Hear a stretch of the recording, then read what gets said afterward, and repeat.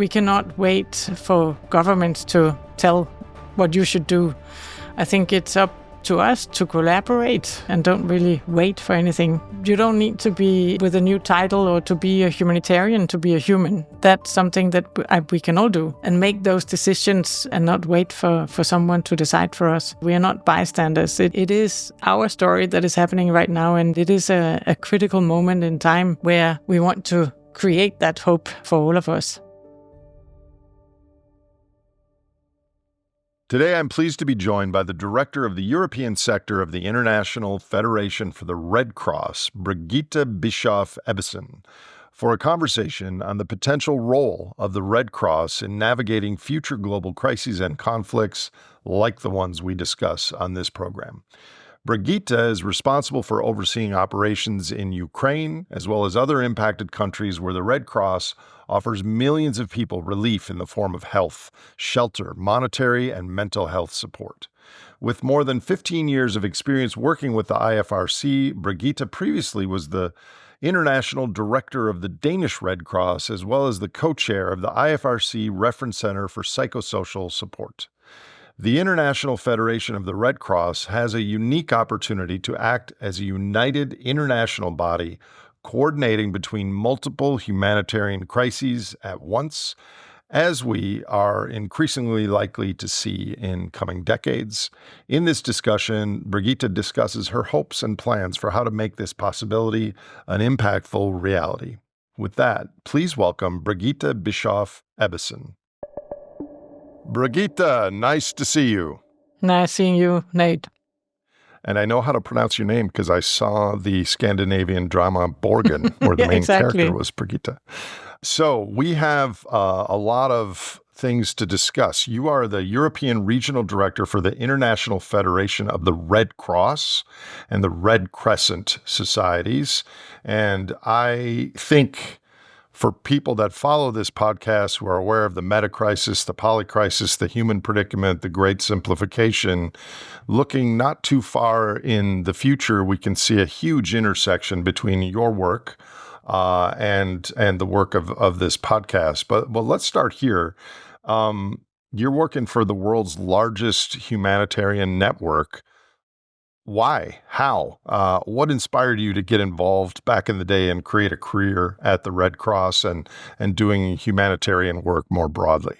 Yeah, that's a big question. Thank you very much for having me here. And to answer that, I think the honest answer is that one thing kind of leads to the next, and I've never had like the big master plan. But the truth is that it all started with a student job in the Danish Refugee Council, and I think what started me and has kept on being the guiding light was that the job that I found there already as a student was meaningful, and it was fascinating what was possible to do. So I think with time I became a humanitarian. And this about having a possibility to work with something that has a purpose, that still is what gets me out of the bed in the mornings. And of course, I mean, I've been working in this sector for a really long time now, and the last more or less 20 years with the Red Cross. And I've seen that after I had children, that purpose became even more. It became stronger. I've been working in many different contexts. I've been working in Asia. I've been working a lot with Middle East. I've been working in Somalia, in Africa. And I think seeing that many people are treated in an unfair way because they don't have sufficient income, they're not able to access basic services, that kind of thing is something that you think, okay, we can make a difference to that, and that is really what is getting me out of bed in the mornings. So everyone watching this program is aware of the Red Cross, but maybe you could give us just a brief summary of how many people, how is it affiliated with governments, which countries, how big of an organization is it, type things. Yeah, so just before starting the podcast, I think you said the NGO, and the Red Cross is not an NGO. The Red Cross is, like you can say, it's not the UN, it's not an NGO, but something in between. And what is really important about the Red Cross is that each of the national societies, there would only be one in each country, and in each country, that national society would have a contract with the government in country. Those contracts are often really old. I've just been visiting Iceland. They just celebrated their 100 years anniversary. In some countries, we have 150 years anniversary, where the Red Cross Society has been working in its auxiliary role with the government for all those years, and with a lot of changing regimes, you can say, but still the Red Cross has been there as an auxiliary, doing following the 7 principles that is like the basis of a Red Cross society, where neutrality, impartiality, humanity, and voluntary service are some of the really key principles for a national society. So we're not an NGO, we're not the UN, we have a special agreement in country, and we work independently from the government, but in an understanding with the government. It's always a balancing role, but that is what is the role of a Red Cross or a Red Crescent in country. And what was the initial mission statement all those years ago? And is the mission statement still the same, or is it evolving with Red Cross International? Or does each individual country have their own version of that, or is it integrated across the whole world? No, so I think the beauty of the Red Cross is that we base the work on people at local level that are volunteers to the Red Cross Society. And then we build it on a very, very strong network. And you asked about numbers. I mean, we have around 16 million people across the world that are working with either Red Cross or Red Crescent Society. And the mission is still the same. I mean, we are based on the fundamental principles, and we are working from them. So it's quite simple. It sounds simple, and that is on that basis that each national society has this contract, you can say, with the government. I come from Denmark, and the Danish Red Cross has a letter that they base their whole function in country upon, because it has not been needed really, is the assumption to change that, because it's a good contract. So no, the basics are the same. Of course, the evolving world is letting us to do new things all the time, but the basis is the same. So, speaking about the evolving world, the last 5 years have been full of world-changing events, from the COVID pandemic in 2020 to ongoing conflicts in Ukraine and the Middle East. Have these things changed the way that the Red Cross operates in any way? Yes, because as I said, we are a network that take pride in evolving alongside the societies that we're working in.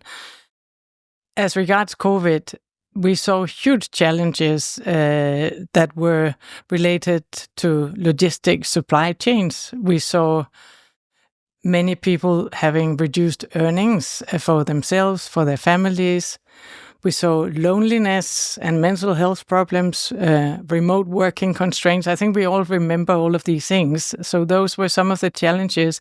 Did they change the way we work? Yes, because we became, I think, as the rest of the world, very digital. We became dependent on new solutions. So yes, that alone changed a lot for how we worked. So I have so many questions. It's obvious to my viewers why I would invite someone who's the European director of the Red Cross, because I don't think there is a government entity. I mean, I live in the United States. There's Health and Human Services. There's Homeland Security. I don't think there is a cabinet position or an area of the government that is uniquely qualified to deal with the things that you just said. supply chains, loneliness, people not having enough to eat, kind of emergency sort of things. I guess there's FEMA, but it's not quite the same.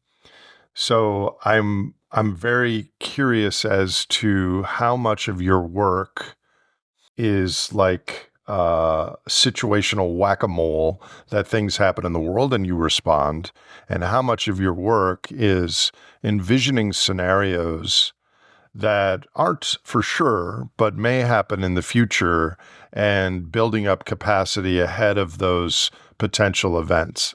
Yeah, so that's a really, really good question. I think we have always been a network that wanted to be prepared for what might be hitting at local level, and always been very concerned about what volunteers at local level needed to be prepared for, because they are always the actors on the ground. They are always the one responding first.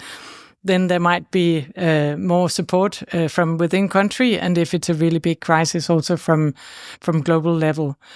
So that is always something that we have been doing.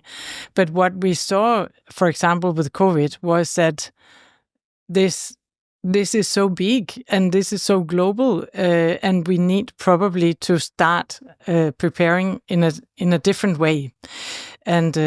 And we saw a phenomena that needed more attention to the different dots. We can see in Europe very clearly, as I said, that the financial crisis that came, the logistics crisis, all of this, it needed some new tools, and we needed to see all of those challenges as one challenge and try to work with them in that way rather than as individual isolated challenges. So that is why we started working on polycrisis as a phenomena that we thought was an interesting way of looking at this. So have we done it all the time? I think we have been more a little bit more siloed in our approach, and we are now starting to grasp it in a different way. Did you ever see the movie Jaws back 50 years ago? No, I'm afraid not. So I can't compare with that. There was a scene where they were out to hunt this killer shark, and then Roy Scheider on the boat actually saw the shark and how huge it was. And he turned around and said, "We're going to need a bigger boat." And I wonder if you, as someone who works at the Red Cross, who is becoming more fluent and aware of the polycrisis, climate migration, economic hardship, geopolitics, all the things, if you have that feeling that you as the European director or as someone connected with the International Red Cross is going to need a bigger boat. I mean, I think the Red Cross could be the single most unique and uniquely capable organization to get a head start on what's ahead. But it seems huge. What are your thoughts, and how are you approaching that issue? No, indeed. A bigger boat would be nice, more resources, and that is not the humanitarian reality. The humanitarian reality is vice versa. So I'm trying to, when we discuss this, and when we're trying to figure out the approach, of course, we always look for resources. We are always negotiating resources, but we also, I think, have to be smart about what is happening in the world, and smart about the way we work. So to optimize as much as we can the resources that we have available, and think about solving problems rather in bundles than as separate entities. So I think that's also some of the logic that lies in the polycrisis. And what we're also seeing is that whatever happens, it will be the same people on the ground that have to be prepared for multiple crises, not only, what can you say, a water crisis or a water event. So we have to be really smart about how we are making use of our resources. But yes, a bigger boat would be extremely welcome. I don't know about your job specifically, but people in your position in the Red Cross, is a large part of their job just trying to get more resources, financial resources from government and maybe human resources? Not only from governments, we are a very active network with a lot of activities, and those activities need resourcing.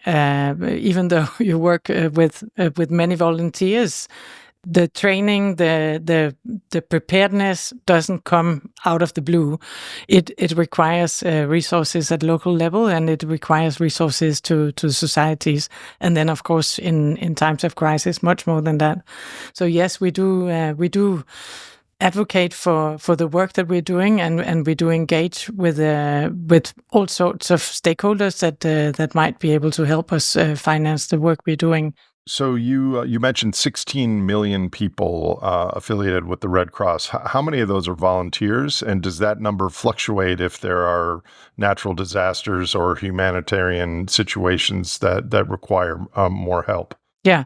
So the 16 million is a number we have for only for volunteers, and then we have a secretariat, and we have also staff in each of the countries where you have Red Cross societies. So it's a mix, but the 16 million is the big number of people that are volunteering for a Red Cross or a Red Crescent society.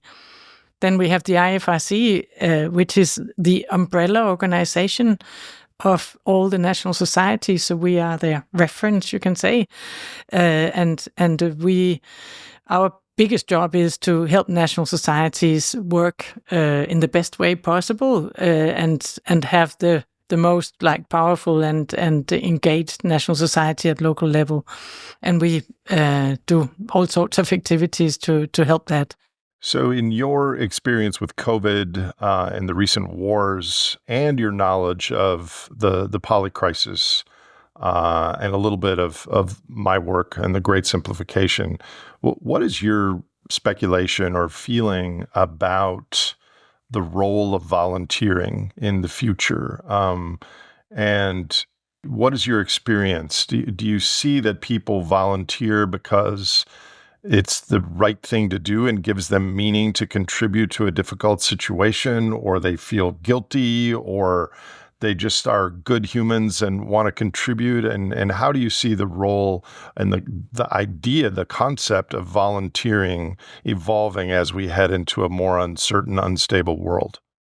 For me, volunteering is about taking responsibility at local level, and to answer the second part of your question from before, do people volunteer more when there is a crisis? Yes, indeed. That's when they say, oh, I feel that I can make a difference. We saw lots of that during COVID, where people felt, well, but I cannot just stay home in my chair and not do anything when people may need me.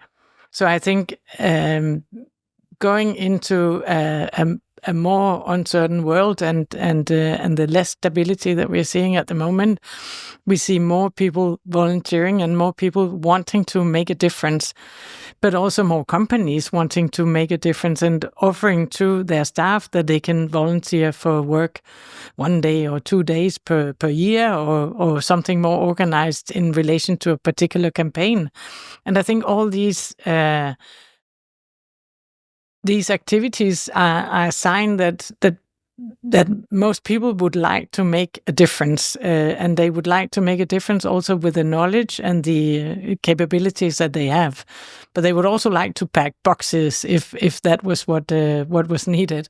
So I think most of us would like to make a difference if you can see the clear purpose of it. So I think that volunteers are on the rise, and I think COVID has really proven that in many countries we got lots of volunteers, also more than actually could be absorbed by the national societies.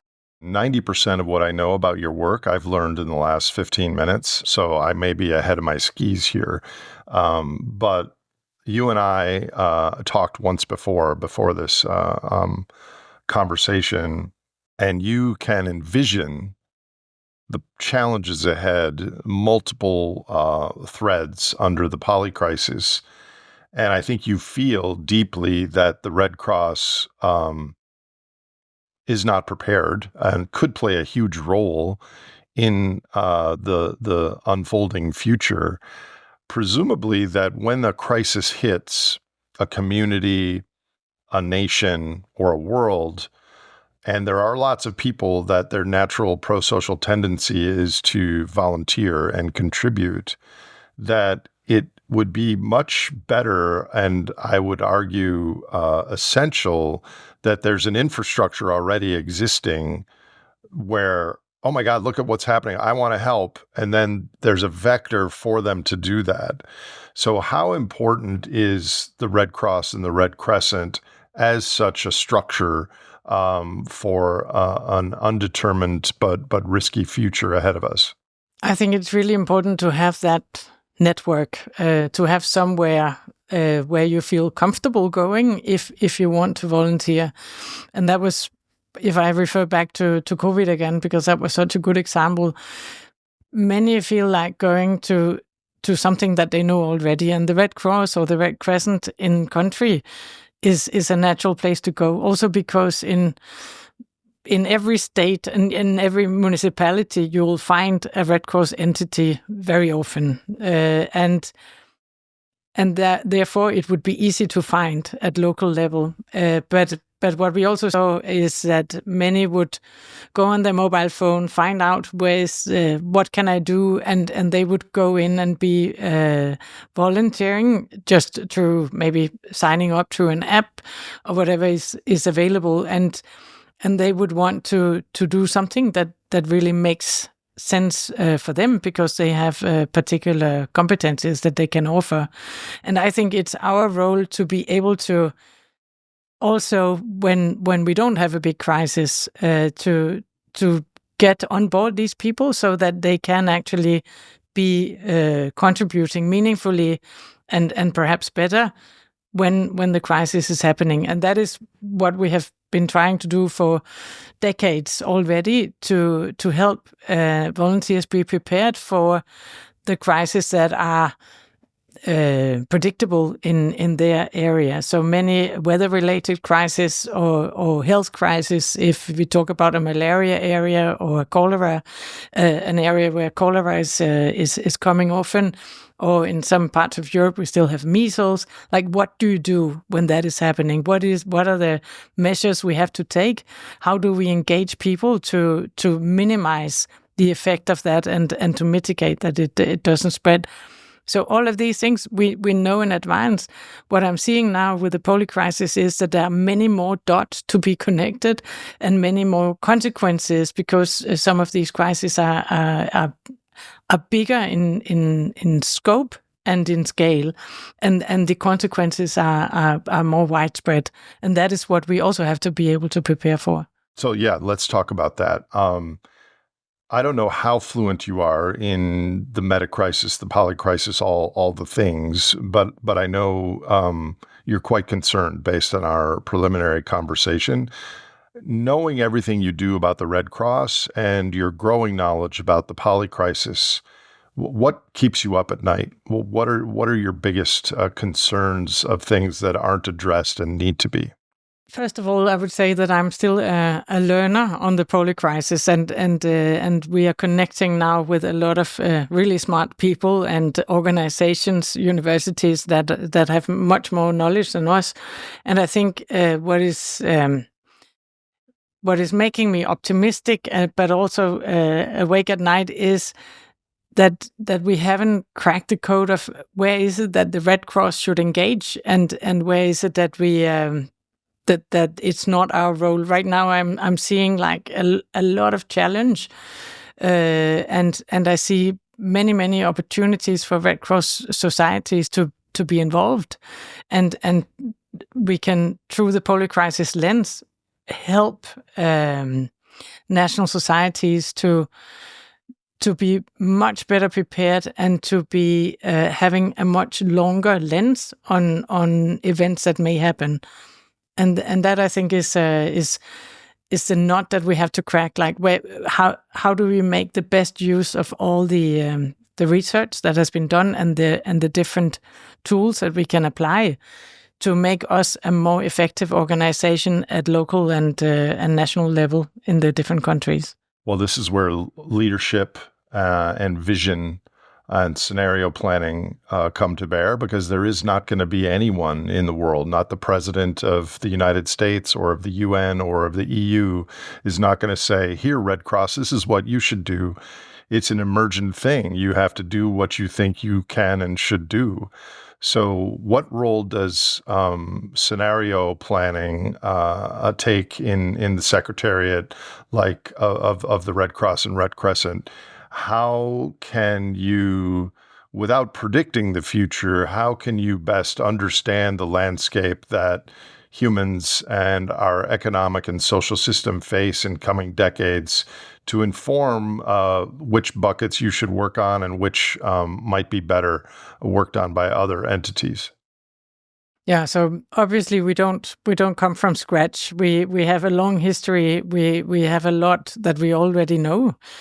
So for me, it is how do we best put that into play and make use of some of these newer tools where we try to spot tendencies, signal spotting, trying to figure out what are the events that possibly can happen, because we see the interconnectivity of many events, such as weather-related events that can lead to conflict about resources.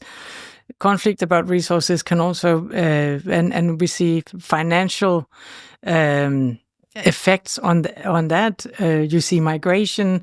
I mean, all of these things that we have talked about, they interplay in a way that we have to be better at putting together, and also then realize what could be the consequences in different countries, and what could be the across the border consequences of that. So just looking at migration alone, we're going to need a bigger boat to mix metaphors, because if current trends are anything to base decisions off, migration is increasingly going to be a critical issue with pressure both from climate and geopolitics. So what do you think, just on the migration issues, are the most important factors for addressing potentially overwhelming migration in the future? And is that, presumably, from my naive vantage point, seems almost too huge for the Red Cross alone to engage with? But could you play a leading role in those issues? Maybe it's not so important if we play a leading role, but coming from the Europe region, we work a lot on migration, and we have been dealing with internal migrants in Ukraine, and a lot of the 6 million people that left Ukraine and have spread around in Europe countries. The Red Cross has been a very key player in receiving the people both in Ukraine and around in Europe. So it is a very, very big part of what we're doing. Also, you may remember last time when there was a big outflux from Syria. I mean, Red Cross societies and Red Crescent societies have been enormously involved in helping these people to find their way in the new countries.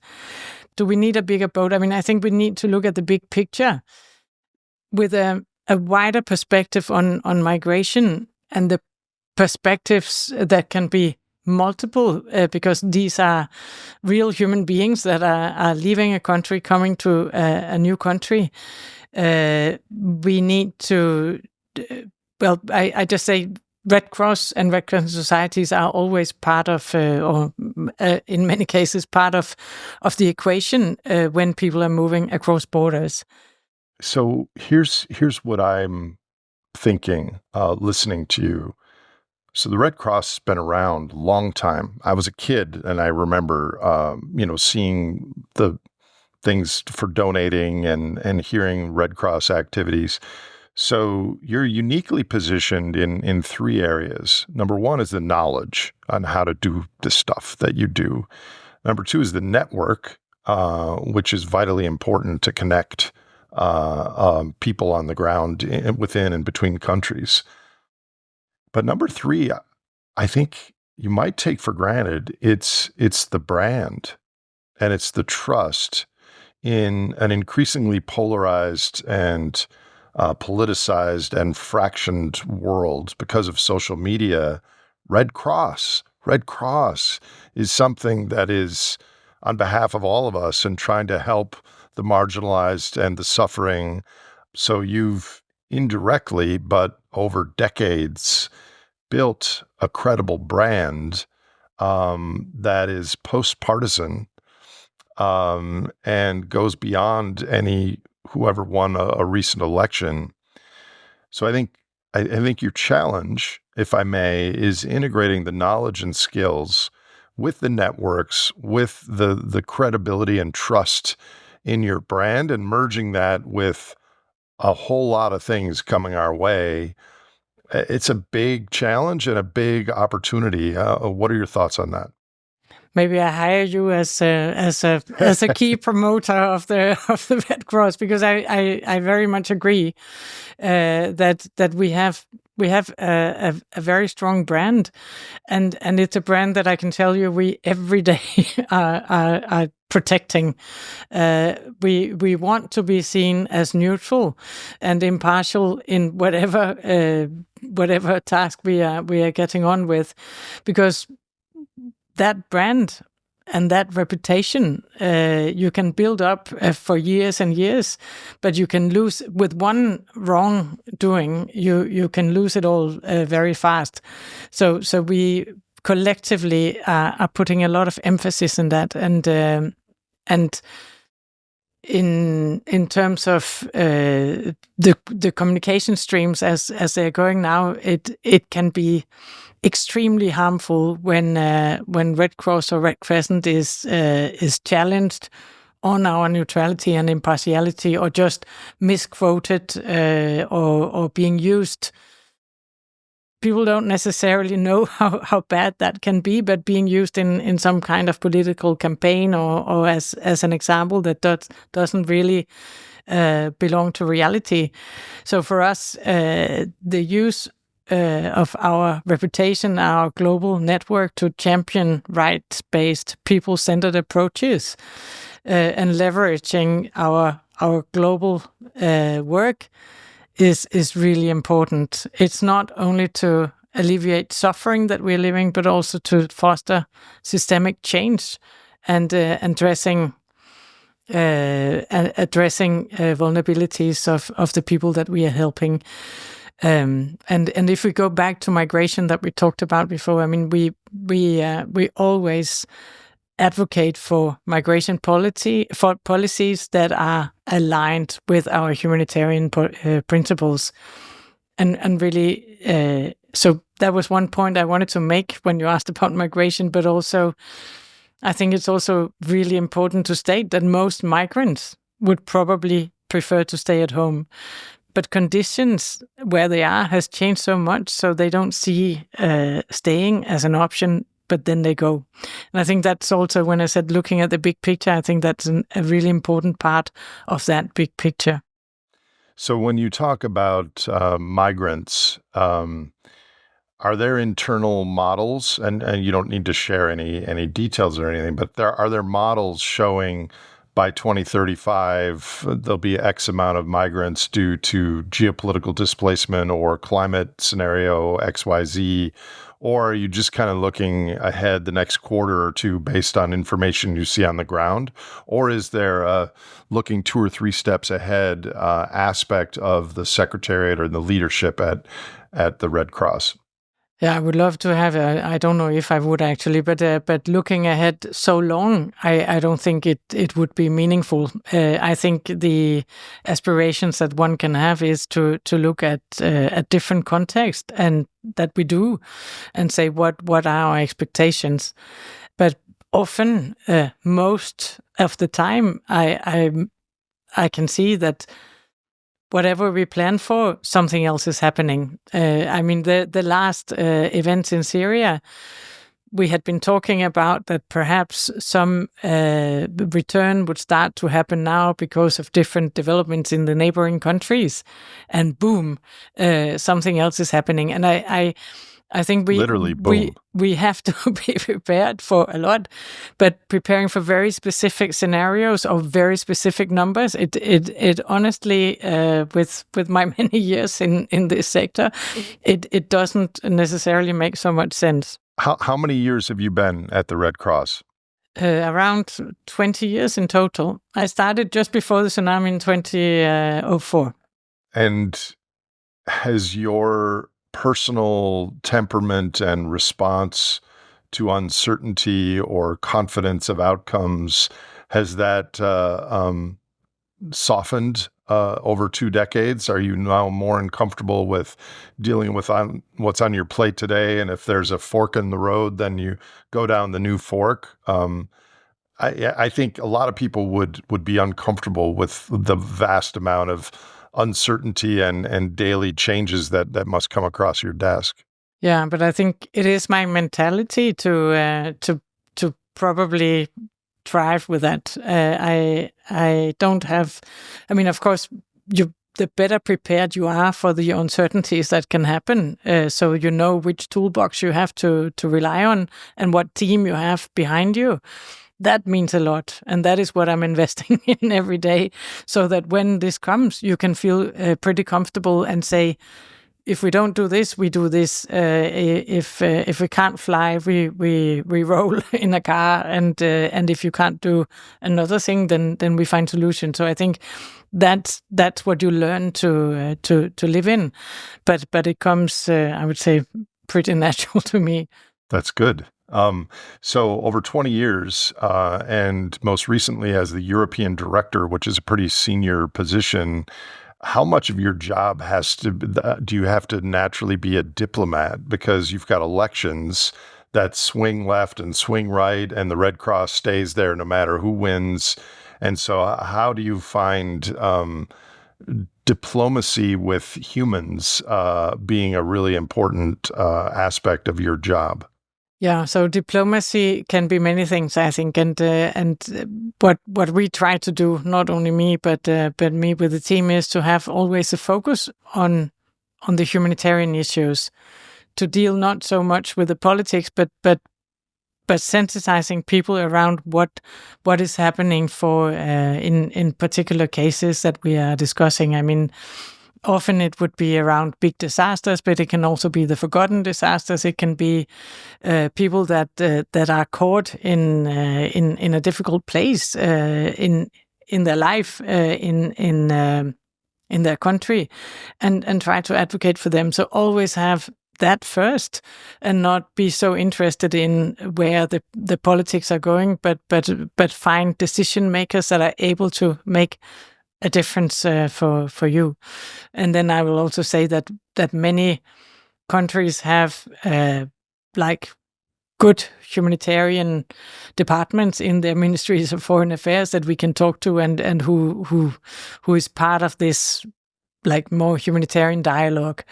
So yes, that's a really big part of my job to do that, and a part that I really like.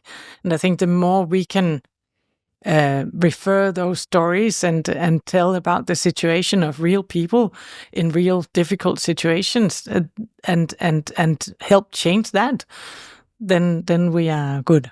So you may not know this, but I follow you on LinkedIn. And in a recent LinkedIn post of yours, you wrote, "How can we be better at preparing and responding to multiple and simultaneously occurring crises? And perhaps more importantly, how do we strengthen local communities to be better equipped to deal with polycrises?" What is your answer to that question, Birgitte? And what work are you doing as the regional director at the Red Cross to respond to what we're referring to on this conversation as the emerging polycrisis?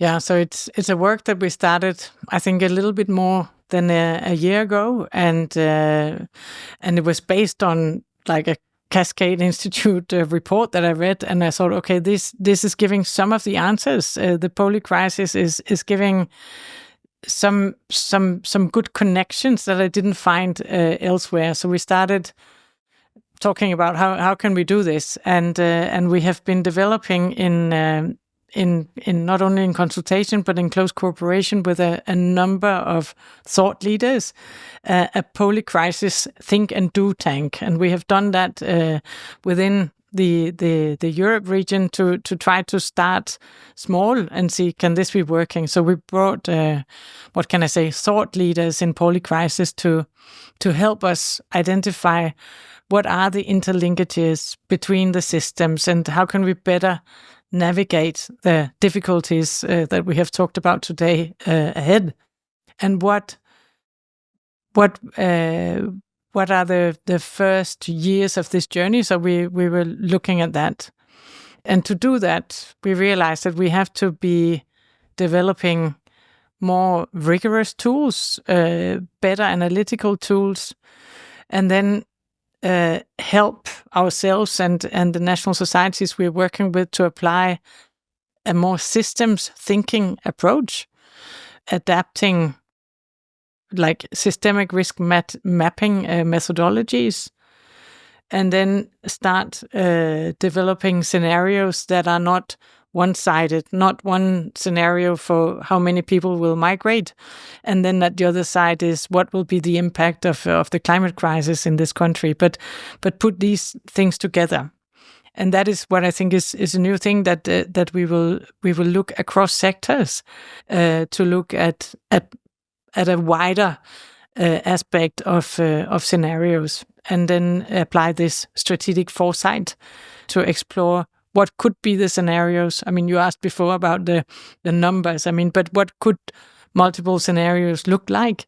What could be the opportunities there, and what could be the challenges, so that we can walk in better prepared? That was the idea that we put together. I like that strategic foresight. Let me ask you this. Increasingly on this channel, I don't talk about solutions because I don't think there are solutions. I think there are responses, and there's a million responses that will make the future better than the default if we do nothing.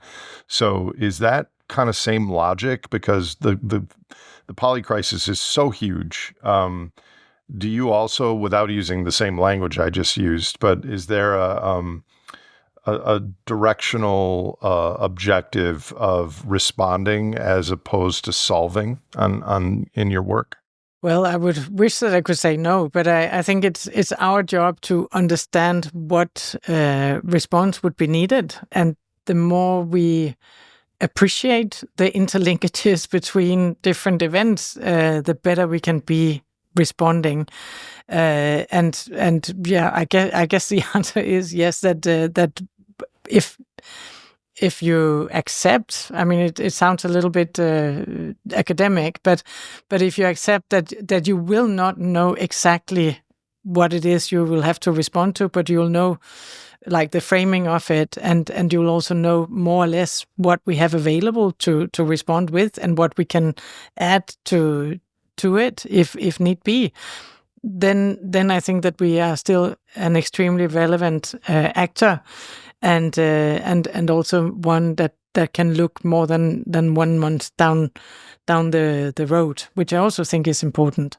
A phrase that I've recently been using for my own work is B+ in service of life. Because for me to be perfect and get all of the white papers and the references on everything I do, I could only put out a few things a year, but I'm putting out 100 that aren't perfect. They're just generally directionally okay. So I'm just wondering, on all the challenges that the Red Cross will face in coming decades, there's almost like a humanitarian power law that applies where you want to get 80% of the benefit to help people and structures and regions with 20% of the resources. Because if you tried to do everything, it would be impossible and you would spin your wheels. So what I meant was, do you try to get, a bulk of some help in an area without trying to be totally prescriptive and inclusive to do everything? That's for sure. And that is our reality, because we are never just, if you look at the resourcing perspective, even if we could do everything we wanted, we would not be able to, because we didn't have the resources. So we are always trying to optimize the way we're using our resources, but also knowing that we don't have the perfect setup. We have a good setup. We have people with a heart and with competencies that will act. And we saw that when people started crossing the borders into many countries in Europe. At those borders, you would find people that stood up, that either volunteered on the spot or had been part of a Red Cross society for long and been volunteering for long, but all of them together managed to make this work. So I think this is what happens in reality. It is this. It's the best you can get at the place and time where something is happening, and the better we can prepare for those situations, so that we can integrate even more people, resources in this, the better we will be off in the long run.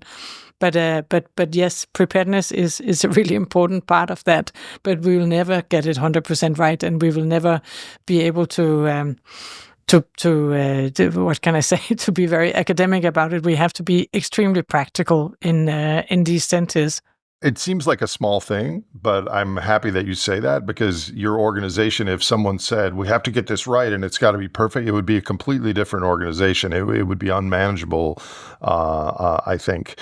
So are there unique challenges or unique opportunities that come with functioning, as you said, as an international non-political organization compared to other organizations that work within the borders of a specific country or a specific region? I think what fascinated me when I started working in the Red Cross was this, that there are always people. There are always people that when you put your red vest on or your pin, when you come out, you always find someone who applies the principles in the same way and who will be there to help out. So that I think is unique. What is also unique is our access. So whatever side of a conflict we are, we will be present at both sides, and it will always be the Red Cross or the Red Crescent Society who will be able to operate also when things are politically really, really complicated. That I think is unique. So we're at the tail end, in my opinion. I'm not entirely sure about that, but I'm confident we're at the tail end of a long, unique period of exponential growth in material throughput and economic output in societies. So how do you expect the challenges and opportunities you just mentioned of any international organization in coming decades as there become more resource constraints and conflicts globally as this unique period comes to a close? Like, what pressures or opportunities would that represent for international non-political organizations?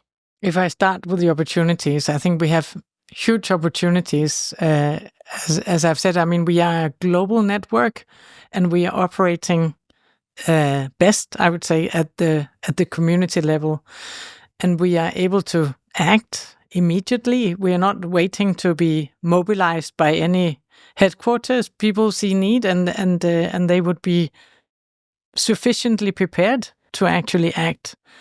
And at the global level, we are able to influence, to advocate, and to mobilize, and increasingly to connect all the dots that we have to connect. And then I think you said it yourself, we are globally recognized and seen as a trusted brand that we don't take for granted. It's something that we preserve, we protect, but we have really clear principles by which we work. And in many instances, that allows us to have access to places where others do not have access. So I think that's really critical in terms of opportunity. And then, as we have also talked about, I mean, we have a cross-section of capacities in both our staff and in our volunteers, and it's super broad-spectred. But if I should mention some, it could be emergency health, community health, primary health care, water and sanitation.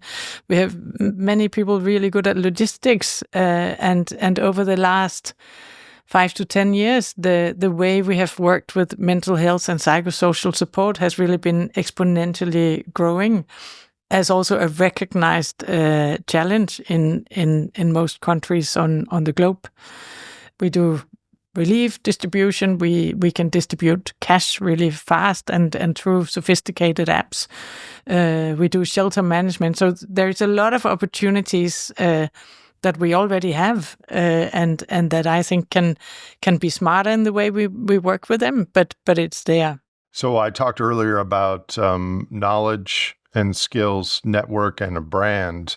I guess a fourth attribute of what makes your organization special is the speed, because from crisis to response, there's like 1 or 2 steps in the middle. There's not like 7 steps. And so you can actually really respond quickly. Yeah, because we're there. We're already there. And that, right. For me, it was amazing to see how many cups of tea and biscuits that were distributed, and when they found out they were children, and diapers, and for when people started leaving Ukraine really, really fast. That was also a movement that I think very few had seen coming at the scale that it happened. But there we saw the power of the volunteers, not only in Ukraine but in Poland, in Romania, in Moldova. Everybody wanted to help, and that is the power of having a network that can self-activate. That's really impressive.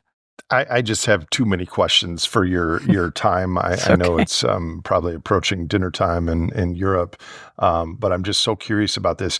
Do you, as a European director of this major international org that has 16 million volunteers plus a secretariat and all this, is it like the bridge of the Star Trek Enterprise on a Monday morning where you're looking at all the crises that require humanitarian intervention and the Red Cross could do? I mean, is it like the humanitarian version of a hedge fund manager, your job, that you have to look at all these things, not to mention the in the future risks that you and I have been discussing? So the very important thing is that we have an umbrella, and then we have national societies in each country that are doing this. I think they are the ones who have a finger on the pulse on everything that is happening at their country level and at their local levels. But of course, someone needs to connect all these dots and be trying to help being better prepared, and also try to look at the longer with a longer lens, and then very often we get caught up in which this happened. We were not totally prepared, but now let's act on it in this way, and let's pool resources. Let's make sure we use our quite important search tools. Let's hire people for the right situation. So all of that is happening also within the network. So I will say my job is like a mega coordinator and connecting dots job. That's what I'm doing a lot of. I'm sure you're very good at it. How does the Red Cross interact with other international organizations such as the United Nations? And what are your thoughts on the future of the United Nations and its ability to act as a diplomatic bridge between countries in an increasingly uncertain world? Yeah, so I'll just say the humanitarian actors like the UN, like NGOs and the Red Cross, I mean, we deeply depend on each other, because we are always in crisis that are way bigger than what we have resources for. So we are always, when there is a bigger crisis, coordinating with each other, and we have very big structures and systems for that, as you may imagine. So that with the UN, they are special. Each agency is specialized, and the Red Cross is more across the board. Often the UN would work with national societies at the local level, because they are the ones that are there. They're already there when the UN starts to operate. So the complementarity is important. It's also important that we don't step on each other's toes or don't try to do the same thing in the same community. That would be really silly. So I think over the years, We have developed systems for how to avoid that and how to make use of the competencies of each of the organizations. And that, again, requires a lot of preparedness in times that are more tranquil. And that's something that we invest in. And we do communicate a lot so that we are ready for when we do respond together. You're so diplomatic, Birgitte. Yes. No, I don't know if I'm so diplomatic, but that's a reality that we are facing every day, that we work in various parts of the world. All right. So our previous 50 minutes lead me to this central question of this conversation. How big is the mismatch between our current international governmental and non-governmental institutions and what you and I speculate the world is going to need, given the topics of this podcast and your research with Cascade Institute and others? How big is the mismatch, and how might we change that? That's a very big question. Can I start saying that? And I don't know exactly how to answer it. The mismatch is enormous, and as it seems like we are not engaging in some of the really big challenges that we have ahead of us. The increased climate-driven disasters, the according migration, the climate crisis and environmental degradation, all of these things. We are looking at a world that is having bigger crises, less stability, for sure. Wearing your hat as the director of the European Red Cross, knowing that the mismatch is quite large, what can you outline as some steps that are important to expand the capacity of not only the Red Cross, but similar organizations that are looking at the humanitarian interventions that are going to be needed in the decades ahead? Yeah, so as we talked about before, I mean, resources are always needed to be able to prepare better. But I think the consciousness of a world that is really changing in a negative direction, if you look at the humanitarian perspectives alone, we will see a rising demand and we will see limited resources.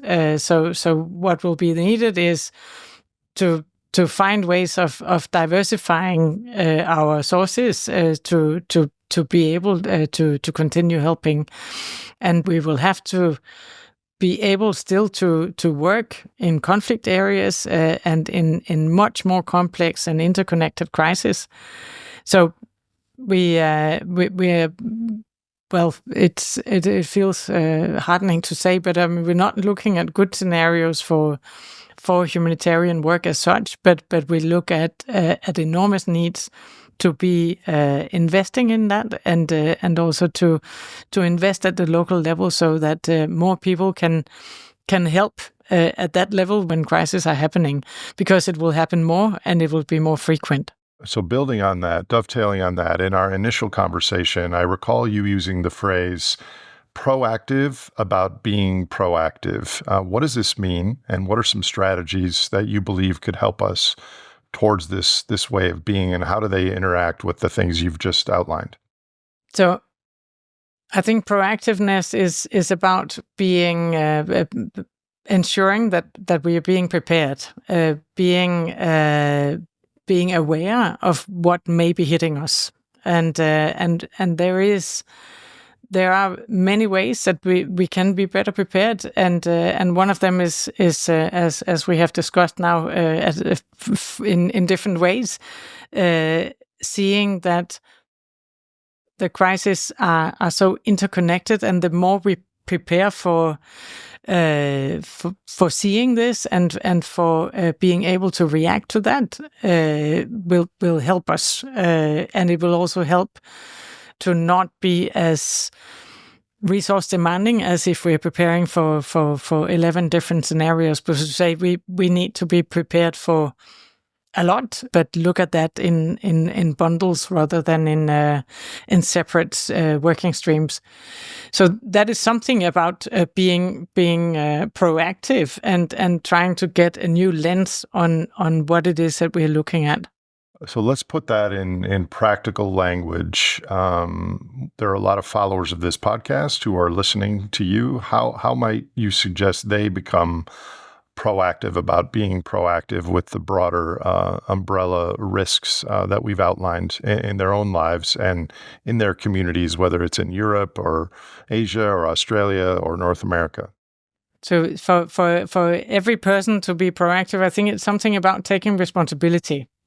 It's something about realizing what is your own community about, and can you help that community, the people that are living in that community, in different ways than you're doing today? Can you help the neighbor, the football club, whatever, but take some responsibility for what is happening at local level, and then I think many of us are. We know what to do better in terms of like mitigating climate risk, but do we do anything about it? I think it's about being more conscious about the world around you, but help in your network. Be attentive to your friends, to your family, to your neighbors. Is there anything you can do to be better prepared for a crisis that you know will happen in your neighborhood? Can you welcome people that have arrived recently? I mean, if they are maybe from another country. I mean, so all of these things are quite simple, but can help, I think, in creating a more positive environment. That is also proactiveness. Is there any hope or discussion of the creation of a Red Cross or a Red Crescent for dolphins and hummingbirds and bonobos and forests? I think there is something about taking responsibility for our own development that would start creating some hope. I think, yes, there is hope. We are all on the same planet. We have the same planet with water and air and animals and plants, and we have to share that space. I think what is important is that we cannot wait for governments to tell what you should do. I think it's up to us to collaborate and don't really wait for anything. And you don't need to be with a new title or to be a humanitarian to be a human. You need to be, I think, actively contribute to positive change. That's something that we can all do, and make those decisions and not wait for someone to decide for us. And we are, I think, as you have also said, we are in a point of history that demands that we are courageous and creative and have the compassion from all of us, because we're part of that story. We are not bystanders. It is our story that is happening right now, and it is a critical moment in time where we want to create that hope for all of us. Thank you for that answer. If you could temporarily take off your Red Cross Director of the European Red Cross hat and just put on your Birgitte Bischoff hat, what advice do you have to the individual human listeners of this show who are aware of the polycrisis and what's ahead? Do you have personal advice to people watching this program? Yeah. I think it'll be a little bit along the lines that I just said, but I think this you can't take your Red Cross hat off. No, it's part of that. No, but we all have to take responsibility for our own development. We do have to educate ourselves, and I must admit that I've been shocked by seeing how mis and disinformation that we all receive, how much that influences the world around us. And therefore, I will say, maintain healthy skepticism look for your information in in more than one source, and engage in critical thinking, engage in dialogue with your fellow human beings, and help the logical connection between ideas, and engage in reflective and independent thinking. I think this is more important than ever, because we are in this sea of information, but we have to decide where we get it from, and also be critical about it. And then we can engage in what can you call it? A useful discourse amongst our peers, but remain open-minded. So I don't know how many of my episodes you've watched, if any, but I ask a short list of questions to all my guests. How would you alter the advice you just gave for young humans who are becoming aware of all this, 15 to 25-year-olds? Do you have any advice to them? Yeah, I think, well, I have myself, I have two daughters, and one is 16 and the other one is 18, and I see them wandering into the world with a lot of open-mindedness, and I'm very worried sometimes, as I said, about their use of media, because I think that's getting information, learning things. I think they are extremely smart human beings, both of them, but how do you contribute to the world, and how do I help them contribute to fellow human beings, and to the world that they are soon going to be adults in? I think this is about taking responsibility for not only looking for the best and most well-paid job, but where you can make a true difference, and something that you believe is doing something with your life that adds value to the planet, if you want. I think that's important. What do you care most about in the world, Birgitte? Wow, that's also a really big question.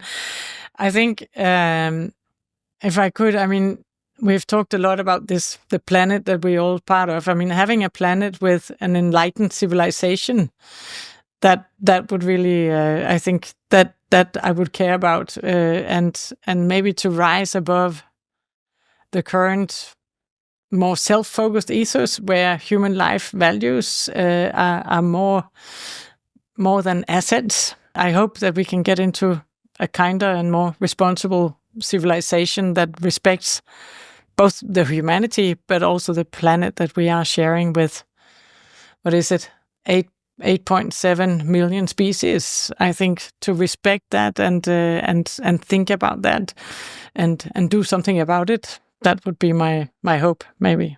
It's no coincidence that our mutual friend introduced us. If you had a magic wand and there was no personal recourse to you or the Red Cross, what is one thing that you would do with that magic wand to improve human and planetary futures?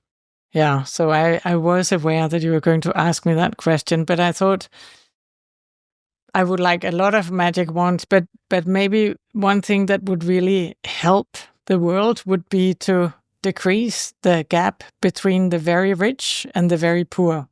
If we look at it as a zero sum, if we just decrease that gap so that some had a little bit less and many had a little bit more, I think that the world would be a better place to be. So that I would like to do with my magic wand. I would too, but then my systemic lens would notice that if a lot of people had a little bit more, then dolphins, hummingbirds, and ecosystems would probably have less. So it's a really complicated issue on where you draw the boundaries of the impacts and the benefits. But as far as the wealthy having or losing, using less and having that reallocated, I'm fully on board with that. I know it's not a simple math, but it just seems so obvious and seems more simple than I know it is. Yeah. Well, I mean, within countries and between countries, we know that inequality is a huge predictor of conflict and unrest and humanitarian crises that you are charged to respond to. Yes. So narrowing that gap would make the Red Cross maybe less necessary in future decades or centuries or beyond. This has been very informative. Thank you for your time and for your ongoing decades of work on behalf of making our present and our future better than the default. Do you have any closing words for our listeners, maybe how they could get involved if they are interested in volunteering? We'll put links to all your websites in the show notes, but do you have any closing words to share, Birgitte? I think what I would like to say, I mean, it's not to be very philosophical, but I think when you ask about what can you do yourself, I mean, we can all become positive change agent and not be followers, not relying on influencers or disinformation, but recognize and accept that change is our own responsibility as individuals, and that we can use that to co-create as a global community peacefully and with sound reason. And then I also would like to encourage to be bold and never give up hope. That's great answer. Well, let me ask you one more question. Sometimes I ask guests if they were to come back on this program, 3 months, 6 months from now. You've now given the overview of you and your work and hopefully planted seeds about the intersection of organizations like the Red Cross with the polycrisis and how important that is.